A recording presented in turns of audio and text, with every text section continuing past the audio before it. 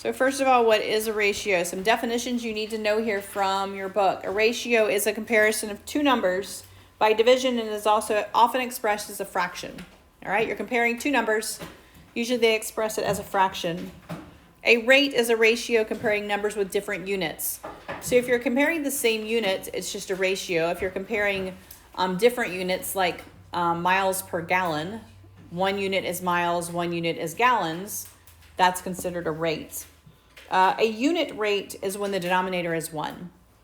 So for example, price per gallon, that is per 1 gallon. So if you look at go to the gas station, it says $2.69. That's a unit rate. That's how much it costs for 1 gallon. That's how items are gonna be priced, is a unit rate. And that's when your denominator is 1. So let's look at what they're talking about here. If a student gets 45 out of 60 questions right on the test, the ratio of correct answers to test questions can be expressed as 45 over 60. You'll see when I give you your test or quiz back, you're going to have a fraction at the top of your test or quiz. That's your ratio, right? That's your rate that you got on my particular test or quiz. So many correct out of how many possible. 45 over 60 is how it is written, and then they will reduce it. Always reduce it when you're doing rates or ratios. 3/4. This ratio can be written as 3:4 or 3:4. So it is read out 3:4. It can be written as a fraction or with semicolons. You will be using fractions for the most part. One of your examples does it with the word written out. For the most part, we're going to use it as fractions. Two of the other ratios can be deduced from this statement. The ratio of incorrect answers to test questions is 15 over 60. Well, if you got 45 out of 60 correct, then it would make sense. You could assume you got 15 out of 60 incorrect, or 1/4 of the problems. The ratio of correct to incorrect. So if I wanted to compare correct to incorrect, that would be 45 to 15, or 3:1. So if the student was given 45 minutes to take the 60 question test, the ratio of 60 questions to 45 minutes, or 4 questions for every 3 minutes, indicates the rate in which you must complete it. And then if you look at the unit rate, how many questions per minute? Well, that's 1 1/3 questions. So this is how ratios work. You're comparing two things: correct answers to total, incorrect answers to total, correct to incorrect, or how many questions to how many minutes you had. Okay, and so these are all types of ratios or proportions. So let's look at the first example here. A school of 312 students has 168 girls and 20 teachers. Find the following ratios. The first one they want is girls to students. Girls to students. Well, how many girls are there? 168. Yeah, there's 168 girls. So that's going to be our numerator, 168. And then what would our denominator be? Well, that's the total number of students. Right, so it would be 312. Now, this does reduce. It actually reduces significantly. When you reduce it, it goes all the way to 7 over 13. But you can start with small numbers. You know 2 goes into it. How do I know 2 goes into that? The 8 and the 2. And then when you reduce it, you're going to reduce it all the way down, okay? So you may not have numbers quite this big, but make sure if you do that you start reducing them. Let's look at the next one, B. Now they want boys to students. Now, they didn't tell us how many boys we have. But I know number of students, and I know there's only boys and girls, right? So if I have 312 students altogether and 168 girls, can't I just subtract and get my boys, right? So that's going to be 144. All right, and so that's the number of boys. You can just use reasoning here to find out my boys. So I'm going to have 144 compared to the 312 for boys. And that reduces as well, by the way. All right, boys to students. Now they want a comparison, girls to boys. Girls to boys. Well, how many girls do I have? 168. And how many boys do I have? 144. It's 7 to 6. Girls to boys. Now they want a unit rate per teacher. A unit rate per teacher, okay? So my unit rate is going to be per teacher. So we want students to teacher first. I have 312 students and I have 20 teachers, okay? If I want a unit rate, students to teachers, then I need my denominator to be 1. So I get that by dividing. So I'm going to say 312 divided by 20 over 20 divided by 20. I always divide by denominator. That's going to make my denominator 1. So for every one teacher, that's going to tell me my unit. All right. And then 312. And this is actually a decimal, so we don't have to worry about, I don't want you to take a lot of time dividing out. But when I do 312 divided by 20, I get 15.6. That tells me my unit. For every one teacher, I have 15.6 students. Always divide by the denominator. If we're writing this out, you would say 15.6 students per teacher. So you wouldn't even have to write the over 1. You would just write this right here. Let's look at these. On a recent homework assignment, 8 students received an A, 10 received a B, 6 a C, and there were no D's or F's. Write the following ratio in lowest terms using the word to. So they wanted A's to C's, all right? We had 8 A's compared to 6 C's, but could you reduce it? Yes, and so when you reduced it, you should have gotten 4 to 3. 4 to 3. For this one, $27.50 for 11 gallons of gas. They wanted the unit rate, the price per gallon of gas. You should have just taken $27.50 divided by 11. You would have gotten $2.50 per gallon. $2.50 per gallon. So when you're converting, you are basically just doing ratios, right? If I have 28 feet and I want it in yards, I'm going to multiply it by a ratio of how many feet are in a yard. Like that's all this is. Your goal when you're doing this is to cancel out your units. Cancel out your units. So I have 28 feet. I want yards. How many feet are in a yard? Yeah, there's 3 feet in a yard. Now, I need my feet to cancel out. So what's the denominator of this 28 feet? When I don't have one, what is it? It's a 1. So I need to make sure that it cancels. Well, with multiplication of fractions, where does my feet need to be so that it cancels? When I multiply it by something, I'm going to cross cancel, right? So my feet need to be down here and my yards need to be up here. This is how you know which way to put this when you're doing conversions. I always want it to cancel. If what I'm canceling out is on top, then what I'm multiplying by, it needs to be on bottom. So there are 3 feet in 1 yard, right? And so if you look, you see, okay, the feet are going to cancel. That's what I want, all right? Does 3 go into 28? Yeah, how many times does 3 go into 28? You're going to have a decimal, but 3 goes into 28 how many times? 9 times, right? And then what do you have left over? You should just have, right, you're going to have 1 left over, right?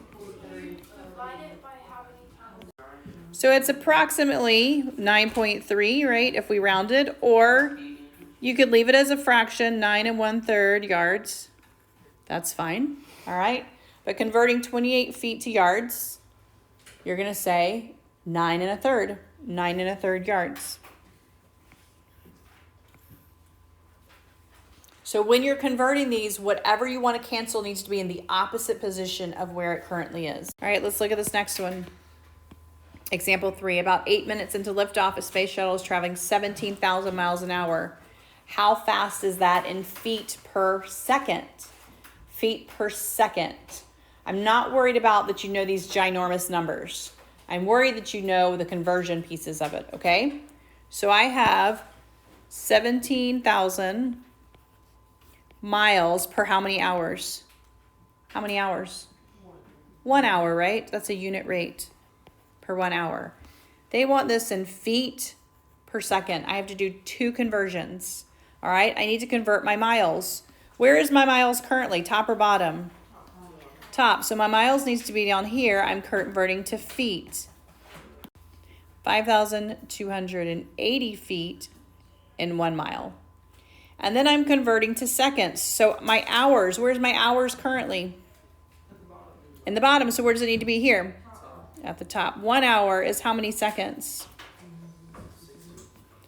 360 seconds. 60 minutes and 60 seconds, right? Okay? So this is what I'm looking for. What you need to do then is you need to check, will my units be in feet per second when I'm done? Feet on top, second on bottom is what I'm looking for. So my miles, did they cancel? Yeah, right there. Do my hours cancel? Yep, right there. What am I left with as far as units on top? I'm left with feet. Okay, what am I left with as far as units on bottom? I'm left with seconds. This is what I'm looking for. And then I'm just going to multiply across. Yeah, I know they gave us ginormous numbers here. They gave us big numbers, so don't worry about the numbers. What I'm worried about is the unit conversion, all right? Do you know how to convert? I'm not going to give you where you have to multiply 17,000 times 528 and then divide by 360. That's huge, okay? But what I'm worried about is, do you know how to do the conversion across? So we have been given $4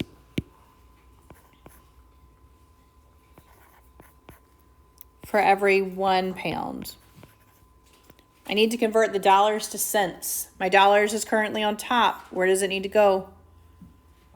On bottom. So $1 is how many cents? $1 is 100 cents, right? And then my pounds, I need to convert to ounces. Where's my pound currently? So it needs to be on top. And how many ounces? 16. All right.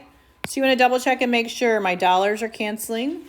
My pounds are canceling. And you can multiply across if you want to, or you can cancel if you want to. Either one's fine.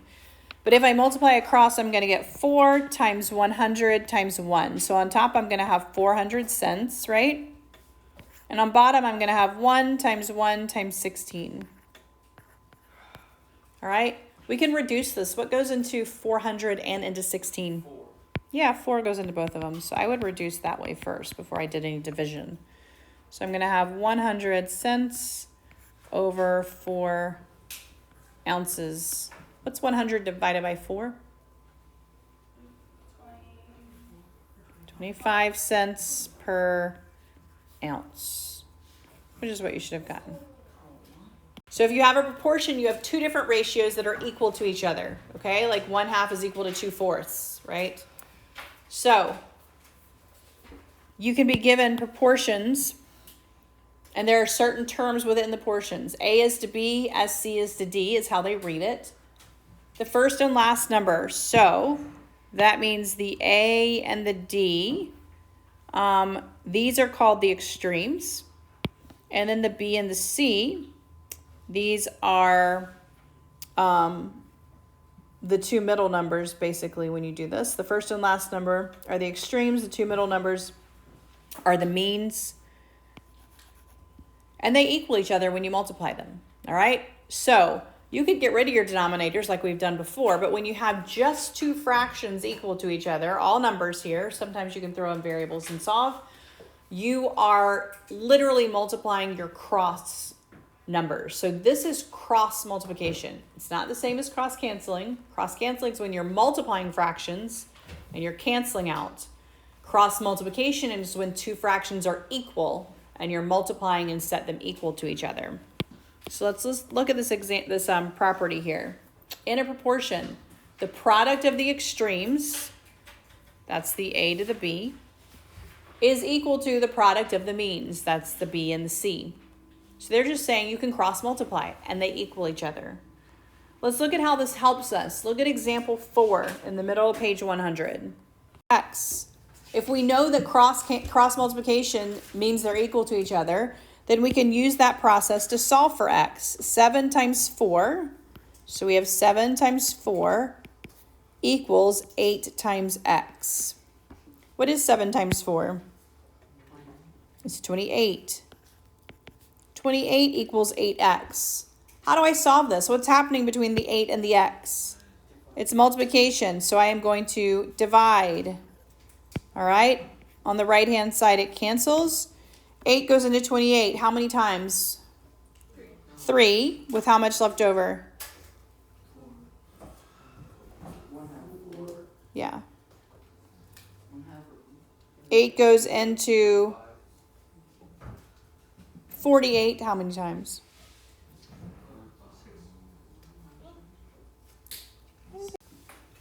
It's like 4 over 8 left over, by the way. It's not 0.4, it's 0.5. Put it over your denominator. So 28, think long division, right? 8, 3, 24. It's going to be 4 over 8, not 48. Sorry.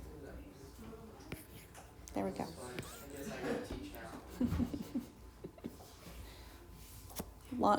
We got to remember this little guy here. All right, 3.5. You could say 3.5 too. I don't care which way you leave it. All right. So cross multiplying is always going to work. Look at the next example, example 5. What do you notice about example 5? So when you do this cross multiplication, you have to think about this piece right here. All right.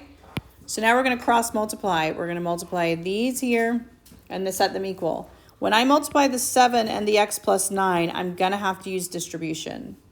And then the 5 and the x plus 15. All right, we're going to have to use distribution here. If not, you're going to just multiply it to the x piece of it, and then you're going to get the wrong answer. All right, so we have it set up, cross multiply equals, and then we're going to distribute 7 and x. What's 7 times 9? Right, and then we have to distribute here 5 and x, and then 5 times 15. Right? And then how do I solve this? How do I solve this? I need my numbers to one side, my variables to the other. Right, so subtract over and subtract over. You need to make sure when you do this process that one of them cancels on one side and one of them cancels on the other, all right? Some of you have a tendency to move them both to the same side, and that doesn't help you. So we have 7x minus 5x is 2x. Bring down your equals. What's 75 minus 63? Right, and then so what does x equal? All right, you can check these. You can plug your 6 back in and check them. All right, so I want you to try some. On page 101 and 102, 14 and 22. 14 and they have, oh,